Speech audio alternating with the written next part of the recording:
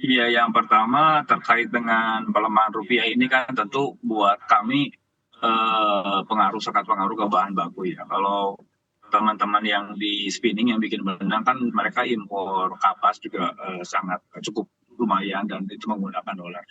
Bahkan di kami yang di industri hulu polyester maupun rayon memang kita dalam negeri bahan baku juga dalam negeri tapi kan kita masih menggunakan dolar ya karena memang dunianya juga bahan baku awalnya dari paraksilennya juga meskipun kita ada sebagian dari lokal tapi juga beli dalam dolar.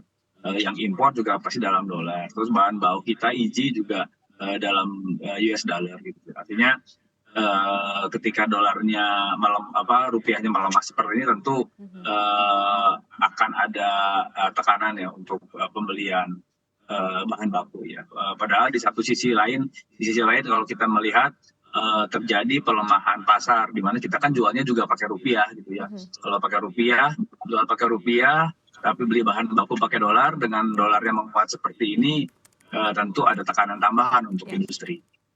Oke, baik. Tapi mungkin ada hitung-hitungannya begitu Pak, agar lebih tergambar begitu ya setiap pelemahan rupiah misalnya berapa basis poin begitu. Ini akan berpengaruh seberapa besar persentasenya kepada pelaku usaha di sektor tekstil begitu Pak, untuk biaya impor sendiri. Jadi kalau dari sisi nilai tukar sebetulnya kan diabsorb ya, akhirnya nanti kan diabsorb ke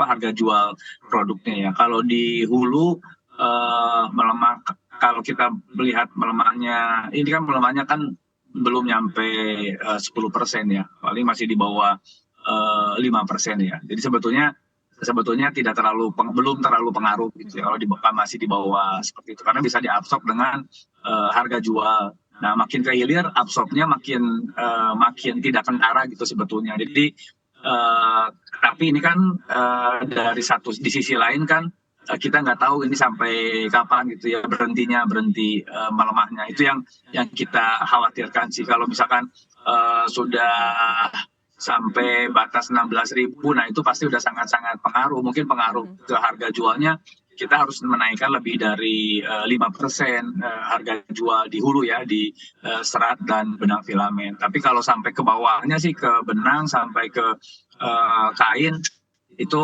kenaikannya nggak signifikan, mungkin nggak sampai 3% sampai 2%. Bahkan kalau di garment mungkin kenaikannya bisa di bawah 1% gitu ya, karena diabsorb terus oleh masing-masing subsidi. Kalau masih di bawah 16 sudah pengaruh, tapi hitungannya belum terlalu signifikan. Tapi kalau udah 16, artinya sudah pada level yang mengkhawatirkan gitu ya. Jadi kita harap juga pemerintah bisa melakukan sesuatu gitu ya, jangan sampai ke 16 gitu.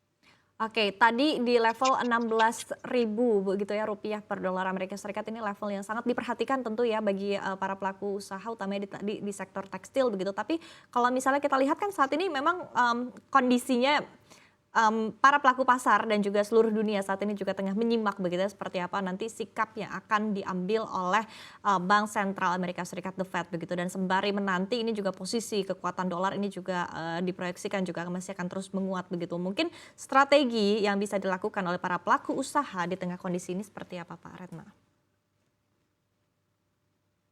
Ya kalau di posisi sekarang kan kondisi industri tekstilnya kan khususnya di tekstil ya, ini kan lagi kurang baik ya karena ekspornya juga kalau kita melihat data terakhir di semester 1 ekspornya turun 8%. Di kuartal 3, kuartal 4 juga belum menunjukkan ada perbaikan. Mungkin ada sedikit perbaikan tapi karena menjelang Natal dan tahun baru gitu ya.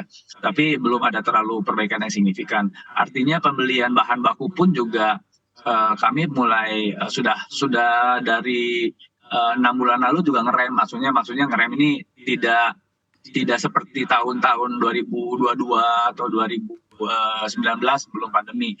Jadi salah satunya itu kita kan ngurangin produksi cukup banyak gitu ya, cukup hampir asalnya utilisasi 75%, 80%, sekarang kan sudah di bawah 50%. Artinya dari sisi bahan baku pun kita sudah ngurangin pembelian. Gitu. Jadi dari sisi itu kita sudah melakukan itu dari sejak 6 bulan yang lalu. Nah, tapi ke depan ini kalau misalkan terus-terusan terjadi pelemahan rupiah gitu ya. Nah, bukan tidak mungkin kita akan ngurangin produksi lagi gitu, karena ini kan cash flow, kan kita perlu cash flow, artinya dengan kondisi market sekarang yang penjualan susah baik ekspor maupun di lokal, cash flow kita kan ketat gitu ya. Nah, kalau sekarang rupiahnya melemah, sedangkan kita bahan baku harus beli dalam US dollar, cash flow-nya makin ketat lagi. Jadi mau nggak mau kita akan ngurangin produksi dengan cara ngurangin pembelian bahan baku.